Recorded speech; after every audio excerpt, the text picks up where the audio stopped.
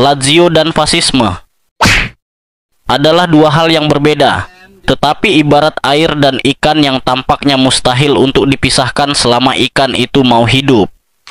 Tidak adil rasanya bagi Lazio yang seakan tidak bisa lepas dari belenggu istilah ideologi itu. Menarik untuk kita ulas. Sebenarnya Lazio bukanlah klub fasis. Akan tetapi, klub ini seperti terjebak dalam identitas yang diciptakan oleh para fasis dan neofasis dalam perkembangan sepak bola Italia zaman dahulu. Lazio didirikan pada tahun 1900 oleh sekelompok pemuda yang dipimpin oleh seorang tentara kerajaan Italia bernama Luigi Bigarelli.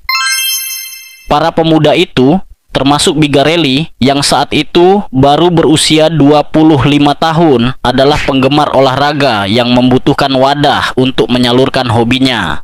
Namun, pada awal terbentuknya, Lazio tidak berdiri sebagai klub sepak bola, melainkan klub renang, atletik, dan klub dayung. Sepak bola baru mulai dimasukkan dalam aktivitas klub pada tahun-tahun berikutnya. Klub yang dijuluki Bianco Celeste ini baru bergabung dengan kompetisi sepak bola pada tahun 1912 yang dikelola langsung oleh Federasi Sepak Bola Italia atau FIGC. Lazio didirikan untuk menghormati spirit Olimpiade. Warna biru mereka adalah warna nasional Helenik atau Yunani. Sedangkan elang yang jadi simbol mereka pun bukan simbol fasisme, melainkan wujud penghormatan terhadap raja para dewa atau Zeus.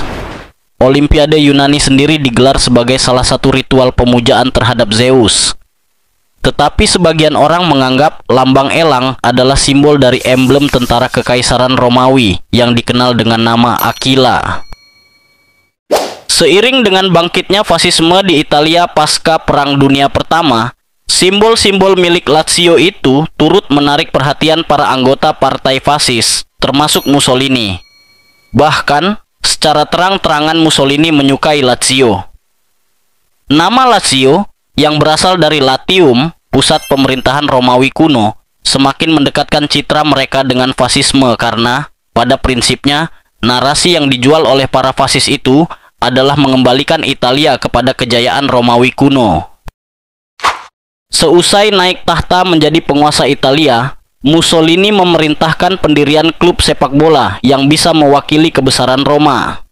Ada 4 klub di Roma waktu itu, dan 3 diantaranya yaitu SS Alba Audace, Fortitudo Pro Roma, serta Roman FC. Mereka pun harus rela dilebur menjadi satu, dan lahirlah menjadi AS Roma.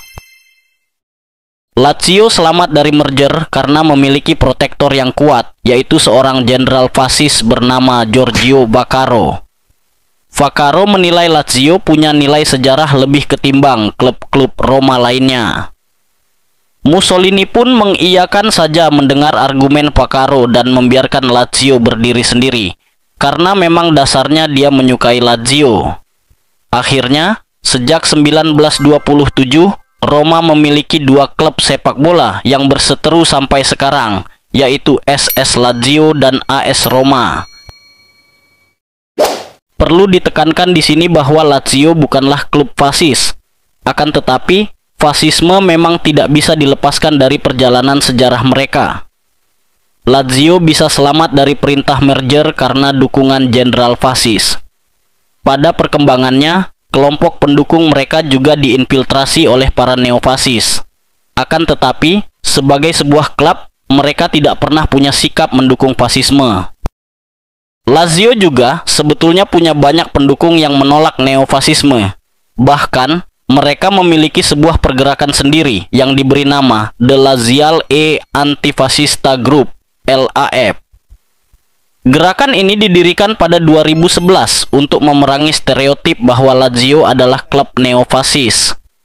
Pihak klub sendiri telah berulang kali berusaha melawan neofasisme.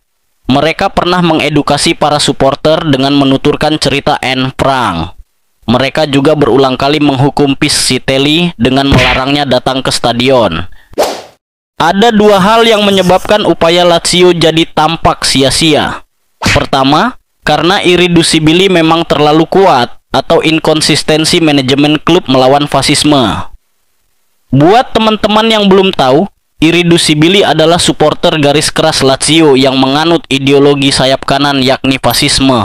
Saat masih hidup dulu, Piscitelli, seorang pentolan Irriducibili, bahkan berani melancarkan kampanye pembelian Lazio dari tangan Claudio Lotito dengan backingan mafia Italia Selatan.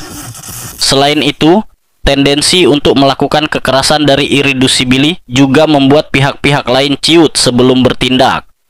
Kini, spirit Irriducibili diwarisi oleh Ultras Lazio.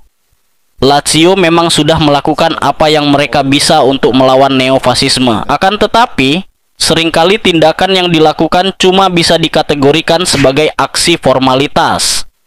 Ketika situasi sudah sangat parah dan citra klub betul-betul tercoreng, barulah mereka bertindak. Pamer ideologi yang dilakukan Irriducibili tidak cuma tampak di stadion, tetapi juga di kamp latihan Lazio di Formello.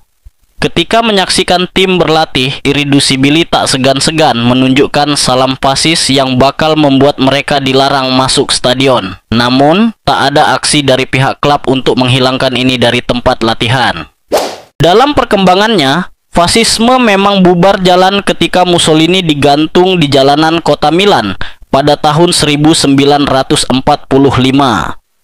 Namun, seperti yang dituliskan Alan Moore di komik miniseri V for Vendetta, sebuah ide tidak bisa dihentikan karena ia kebal peluru.